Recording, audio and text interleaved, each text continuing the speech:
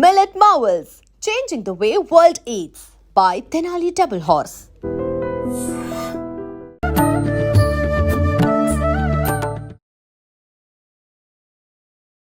నమస్కారం, welcome to I dream. ధర్మ మార్గం విత్ విజిత కార్యక్రమానికి స్వాగతం. ప్రస్తుతం మనతో పాటు ఉన్నారు ప్రముఖ జ్యోతిష్య వాస్తు పండితులు, లలిత ఉపాసకులు శ్రీ శ్రీ శ్రీ నానాజీ పట్నాయక్ గారు. ఇప్పుడు గురుగారితో మాట్లాడి మరిన్ని విషయాలు తెలుసుకుందాం. నమస్కారం గురుగారు. శ్రీమాత్రే నమః. గురుగారు, మనకు మరికొద్ది రోజుల్లో వినాయక చవితి పండగ ప్రారంభం అవబోతోంది, నవరాత్రులు. అయితే చాలామంది వినాయక చవితి రోజు మాత్రమే విగ్రహాన్ని తీసుకొచ్చుకుంటారు, కానీ కొంతమంది ముందు రోజే తీసుకొచ్చుకుంటారు. కానీ ఈ మధ్యకాలంలో కొన్ని సందర్భాల్లో చూస్తున్నాము, వాళ్ళు వర్క్ చేసే ప్లేసెస్లో ముందుగానే అందరికీ ఇవ్వటం అనేది జరుగుతూ ఉంది. అలా ఇచ్చినప్పుడు ఇన్ని రోజుల ముందు నుంచి మేము వినాయకుడిని ఇంటికి తీసుకెళ్ళటం వల్ల ఏమైనా తప్ప, అంటే ఈ తీసుకెళ్లిన రోజు నుంచే లెక్కలోకి వస్తుందా ఏంటి అని ఇలా చాలా మంది ఆలోచిస్తూ ఉన్నారు. అసలు ఏ రోజున మనం విగ్రహాన్ని ఇంటికి తీసుకెళ్తే కరెక్ట్ అంటారు?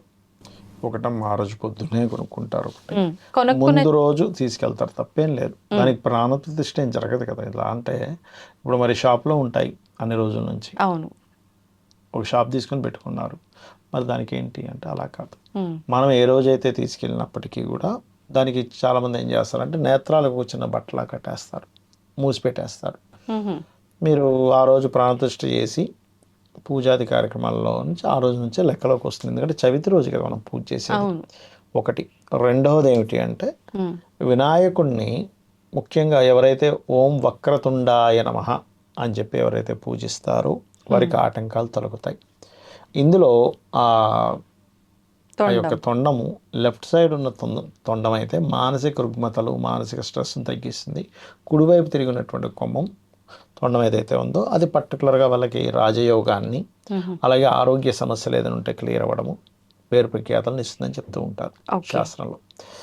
ఇక వినాయకుడు అంటే ఓంకార స్వరూపం. చాలామంది ఏంటంటే వినాయకుడు అంటే వాళ్ళకి అంటే మనకు ఉన్నటువంటి దాంట్లో అమ్మవారు ఈ నలుగు పిండితో ఒక బాలుడు బొమ్మను చేసింది, శివుడు వచ్చి తల ఇచ్చేసేసాడు, దాని తర్వాత మళ్ళీ గజము యొక్క ముఖాన్ని పెట్టాడు. ఎందుకు అంటే ఒక రాక్షసుడు అలా కోరుకున్నాడు, నేను ఎవరి ద్వారా మరణించాలి అంటే కేవలం పార్వతీదేవికే పుట్టాలి, దాని తర్వాత అతనికి 2 జన్మలు అయి ఉండాలి, ద్విజన్మలు అయి ఉండాలి, గజముఖం ఉండాలి, ఇట్లాంటివన్నీ కోరుకున్నాడు. ఇప్పుడు 2 జన్మలు ఉన్నట్టేగా. పార్వతీదేవికి ఇది అయింది కదా, ఆమె నలుగుతో తయారు చేసింది కదా. ఇలాగ కోరికలు ఉండండి, అలాంటి వాడితో నేను ఇది అవ్వాలంటే అది అసాధ్యం అనుకున్నాడు. ఉట్టి పార్వతీదేవికి ఎట్లా పుడుతుంది పరమేశ్వరుడు లేకుండా అనుకున్నాడు. 2 జన్మలు ఎట్లా పుడతాడు, ఎవరైనా ఒక మనిషి అన్న ఒకటే జన్మ కదా అనుకున్నాడు. కానీ అది ఆ యొక్క లీల ద్వారా అలా. దీనికి మళ్ళీ ఇంకొక వెర్షన్ కూడా ఉంది. పార్వతీదేవి కడుపులో ఉండగానే ఒక రాక్షసుడు వచ్చి తల తీసేసాడని, దాని తర్వాత అది 2వ వెర్షన్ కూడా ఉంది మనకి. అంటే నేను ఎందుకు చెప్తున్నానంటే ఇదేంటి మరి అది కరెక్టా ఇది కరెక్టా అంటే, మనకి విష్ణుమూర్తి ఏ రకంగా అయితే రకరకాల అవతారాల్లో వచ్చాడు, విష్ణు అవతారమే. ఇలాగే గణపతి కూడా చాలాసార్లు 32 అవతారాల్లో వచ్చాడు ఆయన. ఇంకొన్ని శాస్త్రాల్లో అయితే 56 అని చెప్తూ ఉంటారు. మీకు ఇంకొక విషయం చెప్తాను. పార్వతీ పరమేశ్వరులు వివాహం చేసుకునే ముందు గణపతి పూజ చేశారు. ఇది విన్నా నేను కూడా. గణపతి ఆది నుంచి ఉన్నారు, కాకపోతే ఒక్కొక్కసారి ఒక్కొక్కరికి అలా. ఎలా అయితే అమ్మవారు హిమవంతుడికి ఒకసారి జన్మించింది, మరి హిమవంతుడికి జన్మించింది అంతకుముందు లేదా అంటే ఉంది. అంటే మరొక రూపం ద్వారా ఒక రూపంలో అక్కడ జన్మనిచ్చింది. అలా అయితే కృష్ణుడు విష్ణుమూర్తి ఎలా అయితే ఒక రూపంలో కృష్ణుడు గాను, ఒక రూపంలో రాముడు గాను, ఇంకో రూపంలో పరశురాముడు వచ్చాడు కదా ఆయన, నరసింహస్వామి గాను వామన అవతారంలో. అలాగే మహాగణపతి రకరకాల రూపాల్లో రకరకాల వాటి దగ్గరికి వచ్చాడు, జరిగింది. అమ్మవారు ప్రార్థించిందట, నువ్వు నాకు కొడుకుగా పుట్టాలి అని, పుట్టాట. అలాగే గణపతి యొక్క మంత్రాల్లో మనకి 444 మంత్రాలతో పూజ చేస్తారు. అదే విధంగా గరిక దానికి శాస్త్రంలో ఉంది, అది ఒక సంకల్పం కోసం చేస్తారు. అలాగే మనకి దూర్వములు అంటారు, అంటే గరిక. శాస్త్రంలో ఏం చెప్పారంటే 12 ఇంచులు ఉండాలి గరిక. 12 ఇంచులు ఉన్న గరిక 2 గరికలతో పూజ చేయమని చెప్పింది శాస్త్రం. అదే గరికలు 3 అయితే హోమంలో వాడమని చెప్పింది ఇది. అదేవిధంగా ఓం శ్రీ గణేశాయ నమః అనే మంత్రం చాలా గొప్పది. ఈ మంత్రాన్ని గణపతే ఒకరికి ఉపదేశించారని చెప్తుంటారు శాస్త్రాల్లో. ఎవరికి ఉపదేశించారు? ఒక ఒక మహాభక్తుడు ముగ్ధల మహర్షి, ముగ్ధల ఏదో ఉంటుంది, ముగ్ధల సంథింగ్, నాకు అది కరెక్ట్ గుర్తు రావట్లేదు ఈ సమయంలో, ఒకరికి మహాభక్తుడికి ఉపదేశించారని చెప్తూ ఉంటారు. అలాగే మరొక విషయం ఏంటంటే అందరికంటే గొప్ప భక్తులుగా చెప్తూ ఉంటారు అతన్ని మనకి శాస్త్రాల్లో. వృషుండు మహర్షికి గణేశుడే స్వయంగా ఆ యొక్క మంత్రాన్ని ఉపదేశించారు అని అంటూ ఉంటారు. అదేవిధంగా వృషుండుడికి మరియు అంటే ముగ్ధల మహర్షి చాలా గొప్ప, అంటే గణేశుడి యొక్క భక్తుడిగా చెప్తూ ఉంటారు మన శాస్త్రాల్లో ఉంది. అయితే ఇక్కడ ఏంటంటే గణపతి కేవలం విఘ్నాలు తొలగించడానికే కాదు, విఘ్నాలు కలిగించడానికి కూడా గణపతి. మనం ఒక దగ్గరికి వెళ్తున్నాము, ఎందుకు నిన్న మొన్నటిదా కొన్ని యాక్సిడెంట్లు అవి అయ్యాయి. ఒక ఆవిడ పాపం ట్రాఫిక్లో ఇరుక్కుపోయింది. మరి ఇరుక్కుపోయినందుకు ఆవిడ ప్రాణం కాపాడబడిందిగా, ఫ్లైట్ ఎక్కకుండా. ఆవిడ అప్పుడు మాత్రం ఏమిటి ఆటంకం, ఇంత ట్రాఫిక్ ఉంది, అబ్బాయి ఎప్పుడు వెళ్తాను, మిస్ అవ్వడమే మంచిదైంది. అంటే మనకు మంచి జరగడానికి ఆటంకం కలగడానికి గణపతే, మనకి కొన్నిసార్లు ఆటంకాలు పోవడానికి కూడా గణపతే కారకుడు.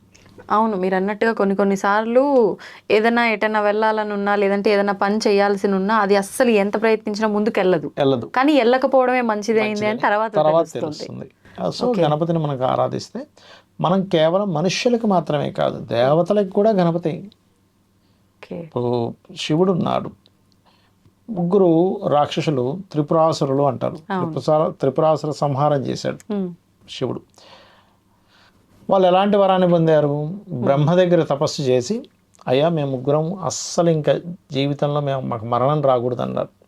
ఆ గణపతి మన బ్రహ్మగారు ఏం చెప్పారు, అయ్యా నేనే ఉండను శాశ్వతంగా, చాలామంది బ్రహ్మలో వెళ్ళిపోతూ ఉంటారు, కాలంలో కలిసిపోతూ ఉంటారు, అది నాకే లేదు, మీకు ఇక్కడ నుంచి ఇవ్వాలి అంటే, సరే ఇప్పుడు ఏం చేయాలి, సరే మాకు 3 నగరాలు ఉంటాయి, ఒకటి బంగారు నగరం, వెండి, ఇనప నగరం. ఈ 3 నగరాలు కూడా ఎక్కడికంటే అక్కడ తిరగలుగుతూ ఉంటాయి. మేము ఎవరి చేతిలో మాకు మరణం రావాలంటే విష్ణువు ఒక బాణాన్ని తయారు చేసి శివుడికి ఇవ్వక, మేము ముగ్గురం ఒకే లైన్లోకి వచ్చినప్పుడు ఆయన బాణం వదిలితే మేము చచ్చిపోతాం. వాళ్ళ ప్లాన్ ఏంటంటే మేము అసలు ముగ్గురం ఒక లైన్లోకి రాము ఇప్పుడు, సో మాకు మరణం లేదు అనుకున్నారు.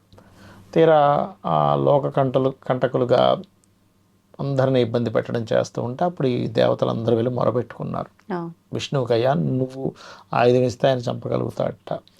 సరే విష్ణువు ఎట్టకేలకి ఆయుధాన్ని ఇచ్చాడు, ఆ బాణాన్ని తూనీనారని ఇచ్చాడు. శివుడు వెళ్ళి బాణం వేద్దామంటే అటు ఇటు తిరిగిపోతున్నాయి, రావట్లేదు. ఏమిటి పరిస్థితి, మరి అదేంటంటే శివుడు ఒక దీంతో ఆ 3టిని ఒకలా చేయొచ్చాడు. వాళ్ళు అలాంటి వరం పొందారు. అప్పుడు పార్వతీదేవి ఉంటుంది, ఏమంటే మీ అబ్బాయికి చెప్పి వచ్చారా, ఎవరు, గణపతికి. అంటే శివుడికి కూడా గణపతి అవసరం, ఏదైనా పని విఘ్నాలు జరుగుతున్నాయంటే. అప్పుడు వెళ్తాడు, వెళ్ళినప్పుడు సరే నన్ను ధ్యానం చేయని వస్తానంటాడు. అప్పుడు శివుడు ధ్యానం చేస్తే ఆయనలో నుంచే సింహం మీద కూర్చున్నటువంటి గణపతి వస్తాడు.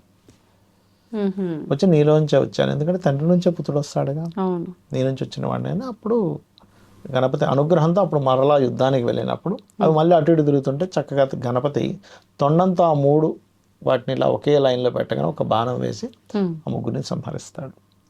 ఇలాగ అనేక సార్లు నారాయణుడికి హెల్ప్ చేశాడు. లలితా సహస్రనామాల్లో ఉంటుంది. ఆ బండాసురుడి యొక్క తమ్ముడు విశుక్రుడు అనేటువంటి తమ్ముడు, విషంగుడు విశుక్రుడు ఇద్దరు ఉంటారు. వాళ్ళు ఏం చేస్తారు, ఈ యుద్ధం జరుగుతూ ఉంటుంది శక్తి సేనలకి మరియు బండాసురుడి యొక్క సేనకి. విజృంభించేస్తుంటారు శక్తి సేనలు, ఇంక ఇలా కాదు వీళ్ళు విజృంభిస్తే మనం ఓడిపోతామని. విఘ్నశిలా యంత్రం అని ఉంటుంది, దాన్ని అగ్నిప్రహారం ఉంటుంది చుట్టూ, ఈ యుద్ధం జరుగుతున్న ప్లేస్ పైకి వెళ్ళి ఇసిరేస్తాడు ఈ శక్తి సేనలను, అమ్మవారి యొక్క సేనలు ఉన్న దగ్గరికి. అప్పుడు వాళ్ళందరికీ వైరాగ్యం కలుగుతుంది, ఎవరి కోసం యుద్ధం చేయాలి, ఎందుకు యుద్ధం చేయాలి, వాడికో దెబ్బ నాకో దెబ్బ, నిద్రపోతే హాయిగా ఉంటుంది, ఎవరికి ప్రాబ్లం లేదు, ఏ పాపం లేదు, సోమరిపోతుల్లాగా ఇంట్రెస్ట్ లేనట్టుగా.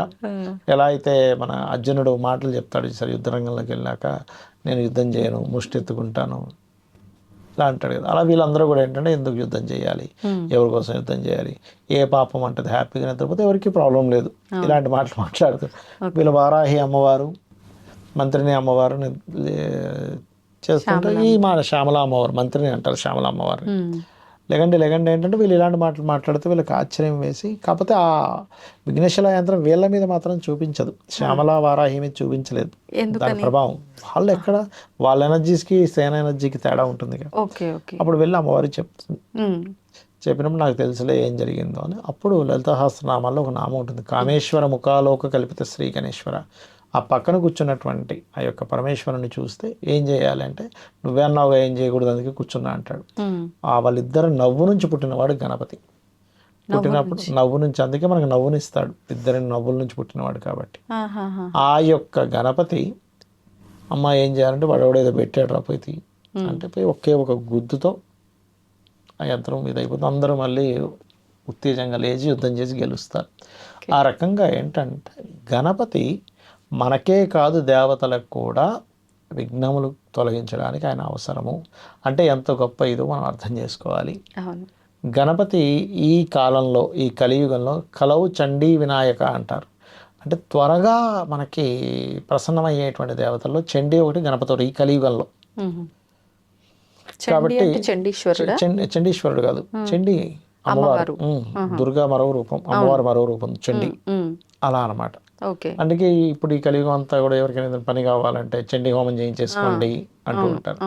కాబట్టి గణపతి యొక్క అనుగ్రహం ఉంటే ఆ వ్యక్తికి తుష్టి, పుష్టి, ఆనందము, ఐశ్వర్యం వస్తాయట. తుష్టి అంటే, పుష్టి అంటే మనిషి కొంచెం స్ట్రాంగ్గా ఉండడం, పుష్టికి కూడా గణపతి.